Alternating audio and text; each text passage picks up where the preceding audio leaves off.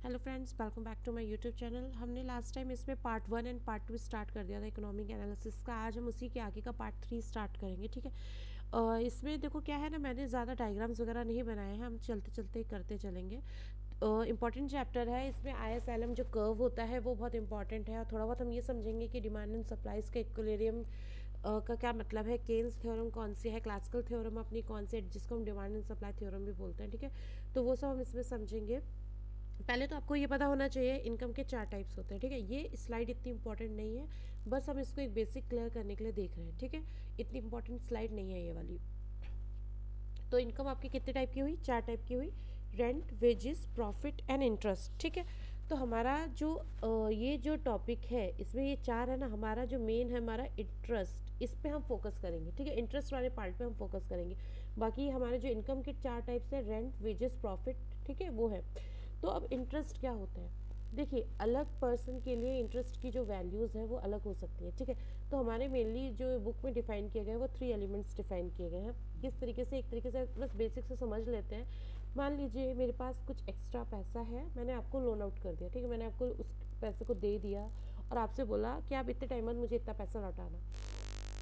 तो आप जो पे कर रहे हो वो आपके लिए इंटरेस्ट है कि आपने इतना प्रिंसिपल आपको जैसे आपने इतना लोन लिया उसके ऊपर आपको इतना देना है। मेरे लिए क्या हुआ, मेरे पास इतना पैसा था, मैंने आपको इतना दिया, उसके ऊपर जो आप मुझे दोगे मेरे लिए वो इंटरेस्ट है, ठीक है। मीन्स वो एक पैसा जिस पे प्योरली मेरे को यूज़ करने पे मनी को इंटरेस्ट पैसा मिल रहा है, इंटरेस्ट। लोन की वजह से जो रिस्क इन्वॉल्व है उसकी वजह से आप मुझे जो पैसा दे रहे हो वो, या जो भी, मतलब आप समझ रहे हो ना, इंटरेस्ट का क्लियर हो गया कि क्या मतलब है। तो यहाँ पे मेनली 3 टाइप से एलिमेंट्स डिफाइन किए गए हैं। इतना इंपॉर्टेंट नहीं है तो हम स्लाइड पे इतना फोकस नहीं करेंगे, नेक्स्ट पे मूव ऑन कर जाएंगे। Classical theory of rate of interest, देखो इससे 1 या 2 नंबर का या 3 नंबर, मैक्सिमम 3 नंबर तक आ सकता है। मेनली 1 या 2 नंबर का ही रहता है। तो आपका, sorry, classical theory of rate of interest, जिसको हम क्या बोलते हैं, डिमांड एंड सप्लाई थ्योरी भी बोलते हैं, ठीक है। डिमांड एंड सप्लाई थ्योरी, इसमें जो हमारा है इसको मार्शल एंड फिशर ने बनाया है। अब देखो ये जो मार्शल एंड फिशर वाला टर्म्स है ना, ये वाला मार्शल एंड फिशर वाला इम्पॉर्टेंट है। लास्ट टाइम पेपर में क्वेश्चन पूछा गया था कि ये डेफिनेशन या पर्टिकुलर टर्म किसने दिया है, आपका माइक्रो इकोनॉमिक्स और मैक्रो इकोनॉमिक्स के रिगार्डिंग में आया था। तो फिर आपको ये पता होना चाहिए जो आपके classical theory of rate of interest, या जिसको हम डिमांड एंड सप्लाई थ्योरी भी बोलते हैं, वो आपका मार्शल एंड फिशर ने दिया है, ठीक है। अकॉर्डिंग टू दिस थ्योरी क्या होता है आपका, कि जो आपका रेट ऑफ इंटरेस्ट है वो कैसे डिटरमाइन करेंगे। वो क्या करते हैं, हमारा सप्लाई और डिमांड जितना हो रहा है उसका जो इक्विलिब्रियम होता है, मतलब जहाँ पे हमारी सप्लाई एंड डिमांड मैच कर जाती है, तो उस रेट ऑफ इंटरेस्ट, उस पर्टिकुलर रेट ऑफ इंटरेस्ट जिस पे वो मैच कर रहा है, उसको हम क्या बोलते हैं, हम बोलते हैं कि इक्विलिब्रियम हो गया। तो वो रेट ऑफ इंटरेस्ट जो होती है ना, वो हम एज अ क्लासिकल थ्योरी, उस मतलब उस थ्योरी को जो हम उस थ्योरी के थ्रू जो हम निकाल रहे हैं रेट ऑफ इंटरेस्ट, वो ये है, ठीक है। आप समझ रहे हो ना। मान लीजिए अगर हमारे पास 2-4 different different rate of interest है, यहाँ पे आपका ये रेट ऑफ इंटरेस्ट है, ये मनी है। तो ऐसे अगर जा रहा है तो जहाँ पे आपका ये इक्विलिब्रियम हो जाए, जैसे ये मनी है तो यहाँ पे आपका इक्विलिब्रियम हो रहा है ना, तो ये इक्विलिब्रियम पार्ट जो है ना, ये आपका ROI है इसके लिए, डिमांड एंड सप्लाई के लिए। तो ये चीज़ की बात हो रही है।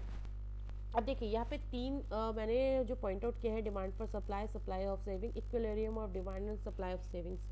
तो डिमांड फॉर सेविंग्स क्या होता है, मेरे पास कुछ पैसा है, मैं उसको इन्वेस्ट, मेरे पास पैसा है रखा हुआ है, ठीक है। मैंने देखा कि एक पर्टिकुलर आ रहा है कुछ जिस पे मुझे हायर रेट ऑफ इंटरेस्ट मिलने के चांस है, तो मैं क्या करूँगी, अपने उस कैपिटल को यूज़ करूँगी, इन्वेस्ट कर दूँगी, जिससे कि मेरा मतलब मुझे अच्छे से आगे रेट ऑफ इंटरेस्ट मिले। तो ये क्या हुई, डिमांड हुई, आपसे डिमांड करी जा रही है कि आप सेव करो, हम आपको हायर रेट ऑफ इंटरेस्ट देंगे, आप यहाँ पे सेव करो। ये एक तरीके से मतलब एक टर्म मैं बता रही हूँ बस। तो ये आपका उस टाइप से हो गया, ठीक है। फिर आपका supply of saving, supply of saving क्या होता है, जिससे आपकी विलिंगनेस है, मेरे पास मतलब कि आपका जो कंजम्पशन है ना, उससे आप इनकम से एक्सेस नहीं जा रहा है, आपकी इनकम जितनी है आप उसका कंजम्पशन उससे कम कर रहे हो, थोड़ा सा पैसा सेव कर रहे हो, वो आपकी सप्लाई ऑफ सेविंग्स हो जाती है, ठीक है। कि आपके पास पैसा है, मान लीजिए आपके पास एक्स मनी है, आपने वाई करा, तो एक्स माइनस वाई के बाद जो बचा ना, वो आपका सेविंग हो गया, वो आपका सप्लाई ऑफ सेविंग्स यहाँ पे हम उस टर्म में यूज़ कर रहे हैं। तो इसमें क्या होता है, इसमें आपका विलिंगनेस होना ज़रूरी होता है, ये आपको कोई करवाता नहीं है, आप खुद से करते हो, खुद के हिसाब से RD RDs बनवाते हो कि हाँ यहाँ पैसा सेव कर दे रहे, यहाँ पैसा सेव कर दे रहे, हमारे काम आएगा, ठीक है।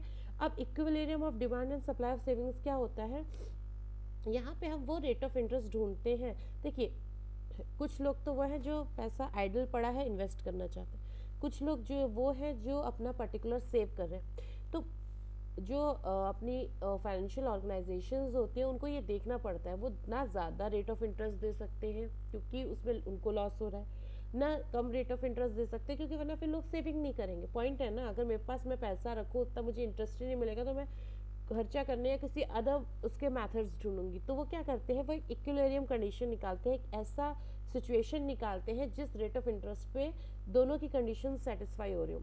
तो उसको हम बोलते हैं equilibrium of demand and supply of savings. ठीक है, ये आपका कौन सा था, ये हमारा पहला वाला था classical theory of rate of interest. अब हम जो समझेंगे वो नीचे आपका जो ये वाला दिया हुआ है, केन्स वाला, Keynes liquidity preference theory of rate of interest. ठीक है, इसको किसने दिया था, इसको हमारा दिया था जेएम केन्स ने। ठीक है, जेएम केन्स ने दिया था ये वाला, और जो आपका ये है ये मार्शल एंड उसने दिया था।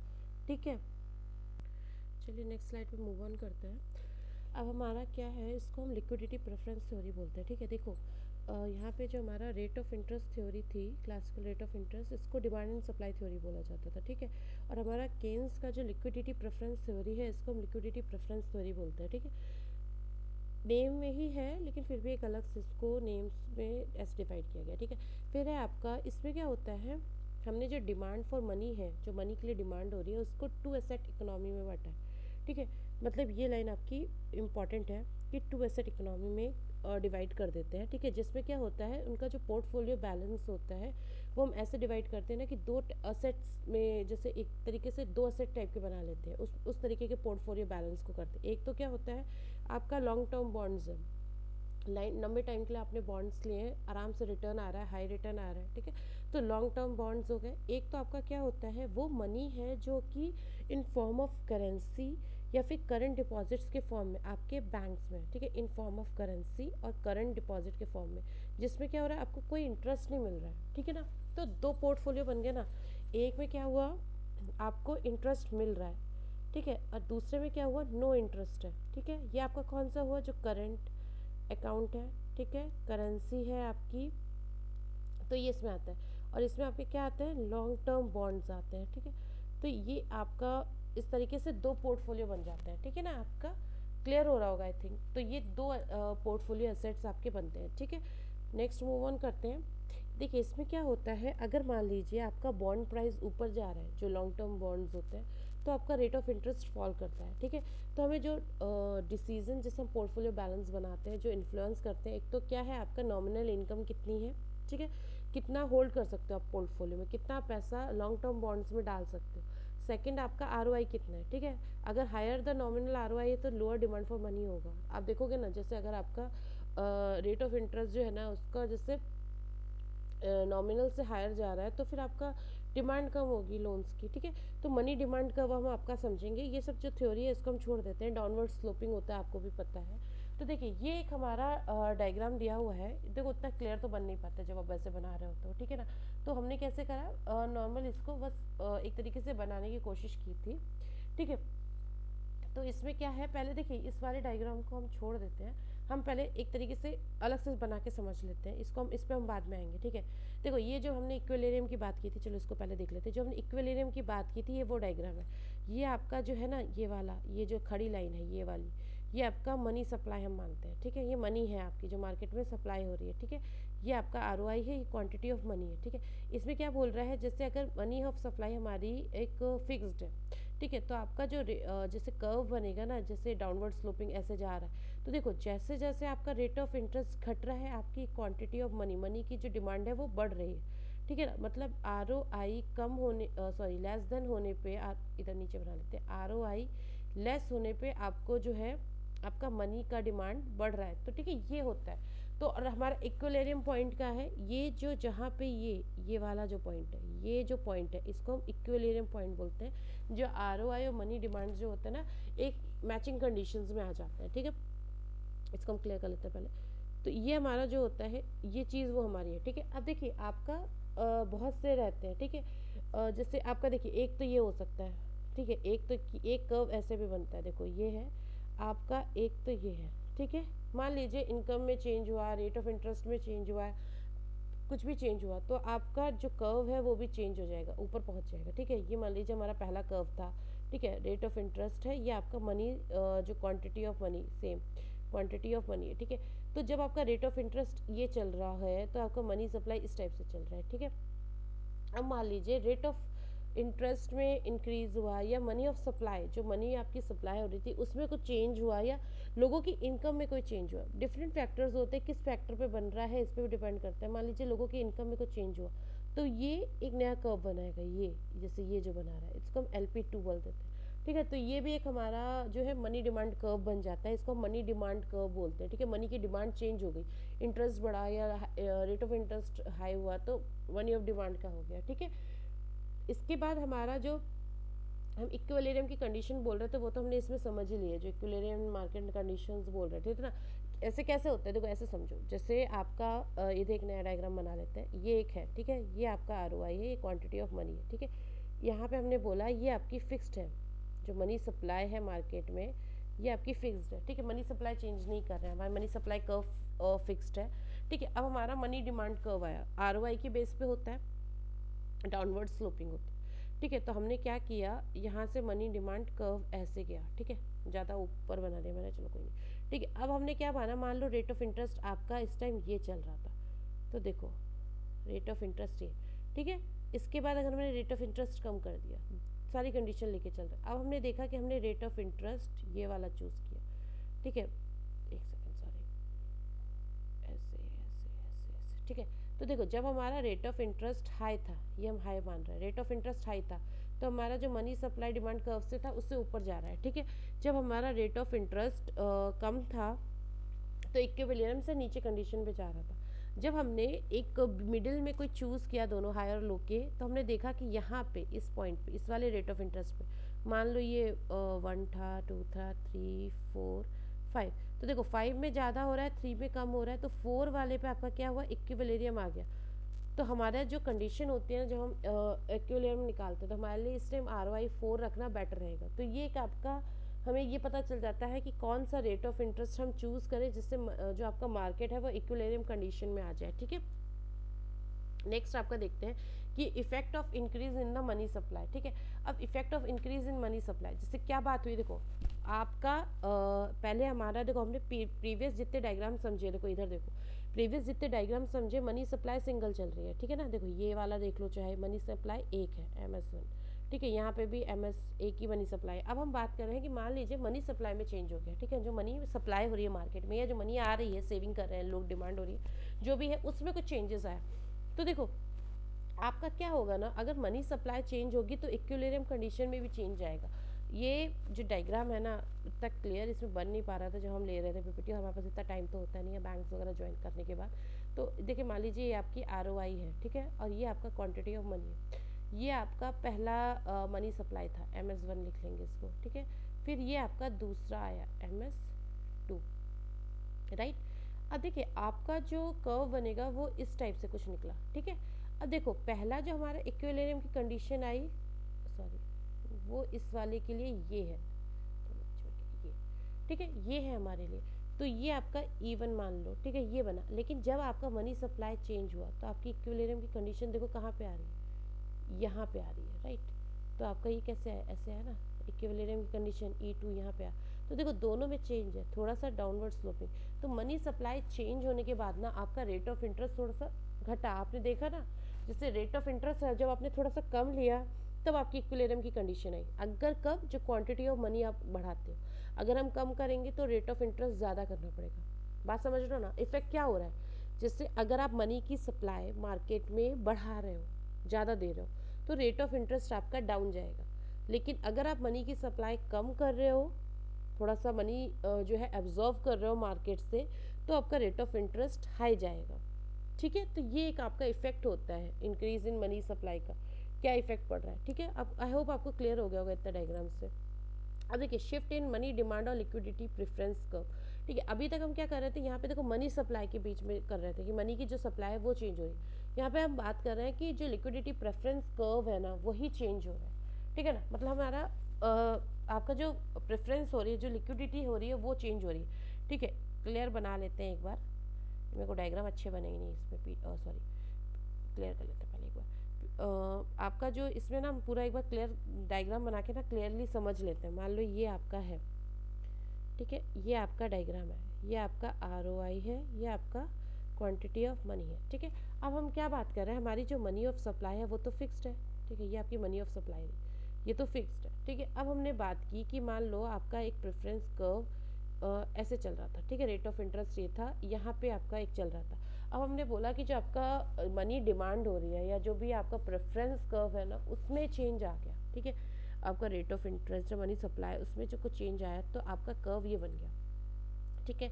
तो देखो इस वाले प्रेफरेंस कर्व के लिए आपका जो इक्विलिब्रियम की कंडीशन थी वो ये थी, ठीक है, ये वाली, और इस वाले के लिए आपकी प्रेफरेंस कर्व ये बन गया। तो इसमें क्या हुआ कि अगर आपकी मनी सप्लाई फिक्स्ड है और अगर आपका जो प्रेफरेंस कर्व है या जो मनी की जो डिमांड हो रही है उसमें कोई चेंज आ रहा है, ये ना केन्स का लिक्विडिटी प्रेफरेंस कर्व वाला, उस तरीके से हम एक समझ रहे हैं, तो क्या होगा कि आपका जो देखो जो इक्विलिब्रियम कंडीशन है वो डाउन चली गई, ठीक है ना। तो ये आपका एक हो जाता है, ठीक है, कि जैसे अगर आपका मनी सप्लाई सेम है और आपका प्रेफरेंस का अप डाउन कर रहा है तो इक्विलिब्रियम कंडीशंस आपकी उसके अकॉर्डिंगली चेंज हो रही हैं, ठीक है। नेक्स्ट देखते हैं मेन, सबसे जो मेन है हमारा यही है, Hicks Hansen synthesis ISLM curve model, ठीक है। किसने दिया था ISLM curve model? Hicks and Hansen ने, इसी वजह से इसका दूसरा नाम जो है हिक्स हैंसन सिंथेसिस भी बोलते हैं, इसको ISLM कर्व मॉडल भी बोलते हैं। इसमें क्या करते हैं हम, क्लासिकल थ्योरी को एक कर्व लेते हैं जिसको हम IS कर्व बोलते हैं, केन्स थ्योरी का एक कर्व लेते हैं जिसको हम एलम बोलते हैं, और उसके बाद हम क्या करते हैं, इन दोनों को मर्ज कर देते हैं, ठीक है। इस देखो मैंने इसके बाद इसके कोई डायग्राम्स नहीं बनाया था, आपने देखा था कितने गंदे बन रहे हैं, तो हम इसी में सारा समझ लेते हैं। देखो हमारे पास ये एक डायग्राम है, ठीक है, ये हमने जो आपका जो IS हम IS लेंगे, LM लेंगे, सारा एक एक समझेंगे, ठीक है। देखो हमारे पास क्या था, आपका जो डाउनवर्ड स्लोपिंग में ये चल के जाएगा, ठीक है, ये आपका डाउनवर्ड स्लोपिंग जा रहा है, ठीक है, कर्व जो है वो डाउनवर्ड स्लोपिंग जा रहा है। हमने डिफरेंट डिफरेंट मनी सप्लाई ले लिया, हमने एक ये लिया, एक ये लिया, एक ये लिया, ये हमारी Y1 मनी सप्लाई है, ये Y2 है और Y3। देखो ये तो आपको ध्यान रखना है, ये रेट ऑफ इंटरेस्ट है, क्वांटिटी ऑफ मनी है, ठीक है। तो देखो अगर हमारा एक ही कर्व है, प्रेफरेंस कर्व एक ही, हमने क्या बोला इसमें प्रेफरेंस कर्व एक ही रहता है, ठीक है, और आपके अलग अलग Y1 Y2 Y3 चल रहे हैं, ठीक है। तो क्या होता है, आपका इक्विलिब्रियम पॉइंट डिफरेंट डिफरेंट आ रहा है, यहाँ पे आ रहा है, यहाँ पे आ रहा है, इसके लिए यहाँ पे आ रहा है। तो आपका मनी का जो इनकम है वो चेंज होने पे आपका जो क्वांटिटी ऑफ मनी है वो चेंज हो जाता है, सेविंग और इंटरेस्ट का, जैसे ऐसे समझो। फिर इसी का या तो इसी का दूसरा बना लेते हैं या इसी को एक बार फिर से क्लियर करके समझ लेते हैं कि Y1 Y2 Y3, ठीक है, ये आपका कर्व गया। तो देखो यहाँ से यहाँ एक बना, फिर यहाँ से यहाँ एक बना, फिर यहाँ से यहाँ एक बना। देखो ये आपका जो है इस वाले रेट ऑफ इंटरेस्ट के लिए इक्विलिब्रियम इस क्वांटिटी ऑफ मनी पे मिल रहा है, ठीक है। इस वाले इनकम के लिए आपका इस रेट ऑफ इंटरेस्ट पे इस वाली क्वांटिटी ऑफ मनी के लिए मिल रहा है। आप समझ रहे हो ना कहाँ पे आपको क्या मिल रहा है, ठीक है। तो इसका क्या करते हैं ना, फिर उसने ये आपका एक डायग्राम हो गया, ठीक है। ये हमारा कौन सा था, ये हमारा IS कर्व था, ठीक है, जिसमें हम आपका कर्व सेम रख रहे हैं। देखो हमेशा याद रखना प्रेफरेंस थ्योरी वाले में कर्व चेंज होते हैं और आपका जो IS वाला मॉडल होता है ना उसमें आपका मनी सप्लाई चेंज होता है, ठीक है। दो चीज़ें ध्यान रखनी है आपको में, तो इसमें हमने मनी सप्लाई चेंज कर ली। फिर आपका LM कर्व आता है, LM कर्व में हमने क्या बोला था, आपका जो आपके कर्व होता है वो चेंज होता है, ठीक है। हमने पीछे इसलिए समझना था और हमने डीप इसलिए नहीं गया कि यहाँ पे सब क्लियर हो गई। अब देखो ये हमने जो कर्व पढ़ा था ये हमने पढ़ा IS कर्व, ठीक है। अब हम पढ़ेंगे LM कर्व। तो LM कर्व में क्या होता है आपका, जैसे ये है मान लो कर्व है, ठीक है, ये आपका R है, ये क्वांटिटी ऑफ मनी है आपके, इसमें मनी सप्लाई फिक्स्ड होती है, कोई चेंज नहीं होता है, ठीक है, ये फिक्स्ड हो गई। इसमें आपका एक कर्व ये जा रहा है, एक कर्व ये जा रहा है, एक कर्व ये जा रहा है, हम तीन तीन ही ले रहे हैं, ठीक है। अब देखो इसमें जो इक्विलिब्रियम की कंडीशन आई वो कहाँ से आई, ये आई, ठीक है। इसमें इक्विलिब्रियम की कंडीशन ये आई और इसमें इक्विलिब्रियम की कंडीशन ये आई। तो आपका ये तीन इक्विलिब्रियम आए, मतलब अगर मनी सप्लाई चेंज है और कर्व चेंज हो रहा है तो इस रेट ऑफ इंटरेस्ट पे इस क्वांटिटी ऑफ मनी जो कि सेम है, चेंज नहीं हो रही, आपका इक्विलिब्रियम यहाँ मिलेगा। इस रेट ऑफ इंटरेस्ट पे आपका इक्विलिब्रियम यहाँ मिलेगा और इस रेट ऑफ इंटरेस्ट पे आपका इक्विलिब्रियम यहाँ मिलेगा। तो ये आपका LM कर्व होता है, ठीक है। इसको हम एक तरीके से और भी बना सकते हैं ताकि आपको समझ में आए। और देखिए ये ध्यान रखिएगा IS हमेशा जो IS कर्व होता है वो आपका हमेशा डाउनवर्ड स्लोपिंग होता है और आपका जो एलम कर्व होता है वो अपवर्ड स्लोपिंग होता है, ठीक है। तो आपका कैसे हो गया, देखो अब एलम कर्व को हम इससे कैसे डिराइव कर सकते हैं। आपका यहाँ पे हमने एक बना लेते हैं फ्रेश सा, रुको यहाँ पे बना लेते हैं, ठीक है। ये है, देखो अब आपके कैसे बना था, इक्विलिब्रियम यहाँ ऐसे ही तो आया था, ठीक है। इक्विलिब्रियम ऐसे ही तो आ रहा था, ये तो इक्विलिब्रियम था। तो इसने क्या किया, जो बीच का है, इनके बीच का, वहाँ से एक लाइन निकाल दी जिसको हमने एलम कर्व बोला है, ठीक है। ये हमारा एलम कर्व बन गया जहाँ से बीच से लाइन निकाल दी, ठीक है। आई एस कर्व भी सेम था, हमने ड्रॉ नहीं किया था, सॉरी मैं भूल गई। आई एस कर्व के लिए क्या होता है, देखो कहाँ जगह बने, कहीं भी बना देते हैं, यहाँ पे बना देते हैं। आई एस कर्व के लिए जो था, जैसे आपका कैसे बना था, इसने आई एस कर्व में क्या किया था, आपके जैसे देखो यहाँ पे ऐसे 3 पॉइंट बने थे ना आपके आइस कर्व में, क्या हुआ उसने अलग अलग वैल्यूज़ पे निकाला ना, जैसे तो फिर क्या करेंगे ना हम, जैसे आपका जो कर्व जा रहा है वो तो एक ही है, तो कर्व आप एक कर लो, एक कर्व है, ठीक है। तो एक तो आपका पॉइंट ऐसे बना था, ठीक है। फिर एक आपका पॉइंट कैसे बना था, ऐसे वाली कंडीशन पे था, फिर ऐसे था। तो ये आपका जो था ये हमारा आई एस कर्व था, ठीक है। अब देखिए एक में इधर जा रहा है, एक में उधर जा रहा है, तो जब हम कंबाइन करेंगे, जो हमारा थर्ड स्टेप है आई एस और एल एम कंबाइन करने वाला, इसमें हमारा कैसे डायग्राम बनेगा, हम इन दोनों को मर्ज कर देंगे, ठीक है। तो ये आपका डायग्राम है, ठीक है। पहले हम ये वाला लेते हैं जो आई एस कर्व है, तो हमने ये आई एस कर्व बना दिया, ठीक है। फिर हमने एल एम कर्व लिया, ये हमारा एल एम कर्व बन गया, ठीक है। अब देखो हमारा इक्विलिब्रियम कंडीशन कौन सी बैठी, ये वाली, तो हम इधर से लेंगे ऐसे, ये तो ये हमारा आई एस एलम कर्व है, जिसमें ये हमारा जो पॉइंट निकला, तो इस रेट ऑफ इंटरेस्ट पे ये क्वांटिटी ऑफ मनी लेने पे हमें इक्विलिब्रियम की कंडीशन मिलेगी। तो इसको हम क्या बोलते हैं, I S LM curve model बोलते हैं, ठीक है। इससे आप डिफरेंट डिफरेंट जो आपका वो होता है, क्या बोलते, देखिए इसमें क्या हुआ ना, हमने डिफरेंट डिफरेंट आपका वो लिया, सैलरी पैकेजेस लिए या इनकम वो लिया, उसके बाद हमने डिफरेंट डिफरेंट कर्व्स लिए या रेट ऑफ इंटरेस्ट लिया। हमने जब दोनों को मर्ज किया तो हमें एक आइडल कंडीशन मिल गई जिसमें सारी इनकम ग्रुप को और सारे रेट ऑफ इंटरेस्ट को कंसिडर करके हमें एक फाइनल मिला है। तो इसको हम I S L M curve बोलते हैं, ठीक है। आई होप आपको क्लियर हो गया होगा। अगर कोई डाउट है तो आप मेरे को कमेंट सेक्शन में पूछ सकते हो, ठीक है। कमेंट सेक्शन में मैसेज डाल देना, मैं इसी पर्टिकुलर एक स्लाइड पे ही आपको सारा और क्लियर कर दूंगी, ठीक है। बट आई होप आपको क्लियर हो गया होगा कि I S L M model क्या होता है। एक बार हम फिर से रिवाइज कर लेते हैं बेसिक सा, ठीक है। तो I S L M curve model, या फिर एक काम करते हैं, मैं इस वीडियो को कंप्लीट कर देती हूँ और I S L M model पे इसी के बाद जस्ट एक आपको क्लियर वीडियो इसी स्लाइड को लेके बस बना देती हूँ, ठीक है। Thank you so much for watching. अगर कोई इश्यू हो तो आप मेरे को कमेंट सेक्शन में बोल सकते हो, ठीक है। Thank you so much. एक सेकेंड।